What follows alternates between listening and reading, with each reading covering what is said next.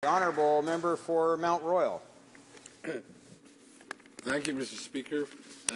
I rise to address Bill C-444, the private member's bill of the member of Red Deer that seeks to increase penalties for offenders convicted of personating a peace officer for the purpose of facilitating the commission of another offence.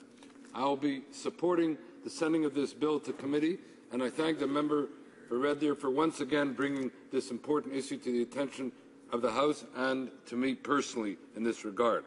The member for Red Deer has been engaged in this issue for some time, and his concern is as genuine as it is warranted. Because I share his concern, and indeed his outrage in this matter with respect to offenders who disguise themselves as police officers to facilitate their crimes, thereby undermining public trust in the police and other authorities, it is important that Parliament address this problem in as principled and effective way as possible. Regrettably, while the principle underlying the private member's bill is important, the bill before us is unlikely to have the significant effect that the member himself seeks or that this House would seek. For however laudable its intent, C-444 emerges as yet another variation of a conservative crime bill that attempts to deal with crime, as the member for Red Deer himself acknowledged at the sentencing stage, after the crime has been committed, after the investigation has been carried out, and after the offender has been arrested, tried and convicted. In other words, Mr. Speaker, after the very fact that it seeks to prevent, and regrettably, after it is already too late. Though to its credit, and this bears mention, it does not seek to attach mandatory minimums in the matter of sentencing. It does not seek to eliminate or circumscribe judicial discretion. And as I said, it has a laudable underlying objective. My concern is whether the particular legislation will seek the laudable objective that the member for Red Deer himself has in mind. Accordingly, while I am prepared to send this bill to committee for further study, I expect that such further study may be less effectual than it might otherwise be, and therefore I will use the remainder of my time to set forth certain considerations in respect of this contention. First, I will examine why this bill is unlikely to increase the length of prison terms for people convicted of personating a peace officer. Second, I will discuss why, even if it did lead to longer prison terms, it would not reduce the occurrence of this crime, which is, I believe, the member's principal objective with which I concur. And finally, I will explore other measures that might prove to be more effective and which will help underpin the very principle that underlines the bill. As I said, Bill C-444 is not likely to have a major impact on the severity of sentences.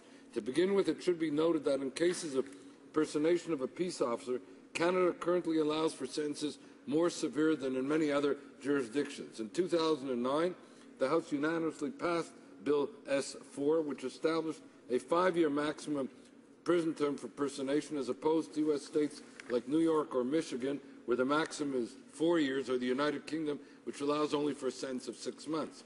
Clearly, Canada's sentencing regime already takes this crime very seriously, and there is no reason to think that judges are overlooking important factors such as the purpose of the personation when handing down sentences. For example, in 2009 and 2010, a Winnipeg man dressed up as a police officer in order to gain access to crime scenes without committing any further offence was sentenced to 4.5 months. By contrast, in the case of the man who posed as an officer in the member's riding of Red Deer in order to kidnap and abuse a teenage girl, the judge handed down a total sentence of 18 years, including the maximum sentence for personation permitted at the time. Simply put, Mr. Speaker, it appears that judges have been making appropriate use of their discretion in such cases. The additional guidance offered by C-444 is therefore unlikely to result in penalties for personation that are more severe. However, even assuming this bill were to result in longer sentences for personation of a peace officer for the purpose of committing another offence, it is unlikely that offenders would spend more time in jail as a consequence. While judges may generally issue concurrent or consecutive sentences as they see fit, sentences for offences that are part of the same criminal act tend to be served concurrently, and it is difficult to conceive of a scenario in which a judge would issue a longer sentence for personation than for the offence that the personation was intended to facilitate. In other words, Mr. Speaker, if an offender receives an 18-year sentence for aggravated sexual assault, it doesn't much matter to them whether the simultaneous sentence for personation is a year or 2 or 5. This bill is therefore unlikely to achieve the members' legitimate objective of having people who personate peace officers spend more time behind bars.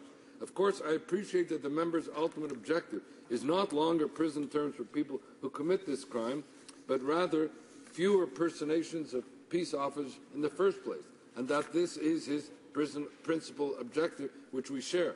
Mr. Speaker, this brings me to my second point, which is that the deterrent effect of longer prison terms has been repeatedly shown to be minimal. Therefore, even if a judge were to be moved by this legislation to issue a longer sentence for personation than they would otherwise have done, and even in the unusual circumstance that such a sentence were served consecutive to the sentence for the related offence, there would still be no reason to believe that the occurrence of the crime of personation in Canada would be reduced. As was pointed out by Michael Jackson of the Canadian Bar Association at the Justice Committee's hearing on Bill C-10, and I quote, "The evidence is overwhelming in every jurisdiction where it's been studied that putting more people in prison for longer periods of time has no salutary effect on public safety," unquote.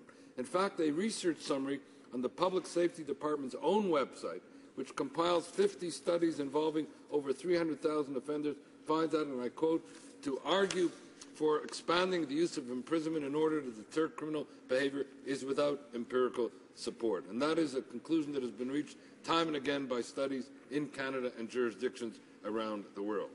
For example, in 2010, a man used a police officer's costume to commit a home invasion and robbery in Toronto. Do we truly believe that he spent the night before consulting the criminal code, poring over the jurisprudence, and parsing the sentencing guidelines, and had the guidelines been different, he would have chosen not to proceed or to forego the outcome? Or in the case of the 2000 tragic kidnapping and assault in Red Deer, the members' riding, is it reasonable to assume that an offender who is prepared to risk the substantial penalties for kidnapping and aggravated sexual assault would have been dissuaded by the prospect of a slightly longer prison term for personating a peace officer? I suspect not. Increasing the length of sentences is manifestly a less effective way of combating all crimes, personation included. Mr. Speaker, this brings me to the final part of my remarks, in which I will propose some alternative methods for minimizing the occurrence of personation of peace officers to begin with, which is the private member's bill's objective. First, we should examine how offenders acquire authentic-looking police attire and accessories. As a member for Red Deer noted in debate on the previous version of his bill, a wide array of police equipment is available online and at security supply stores, including strobe lighting for vehicles and uniforms that can be made to look very real with very little alteration. It's certainly worth considering whether there are steps that might be taken to limit the availability of such items. Second, the government could partner with police in a public awareness campaign to inform Canadians that all police officers carry badges and photo ID, and that citizens themselves have the right to request to see an officer's identification and to call 911 for verification if they are truly suspicious. By empowering Canadians in this way, as well as by reducing the availability of authentic-looking police equipment, we would significantly limit the capacity of offenders to pass as officers of the peace. Mr. Speaker, in conclusion, as I said at the outset, I support and applaud the member for Red Deer for consistently focusing the attention of the House on this very important issue, and I will support C-444 at second reading. At the very least, this bill will serve as a statement by Parliament of the seriousness with which we regard the crime of personation of a peace officer. But, Mr. Speaker, we should seek to do more than make what is nonetheless a very important statement. As I have outlined, there may be concrete steps that we could take that would have an impact on the occurrence of the crime itself. I trust that we will have the opportunity to discuss such steps at committee, and that the government will take a seriously impactful action to combat the personation of peace officers in the very near future, as represented in the legislation private members bill of the member for Red Deer. Thank you, Mr. Speaker. Resuming debate.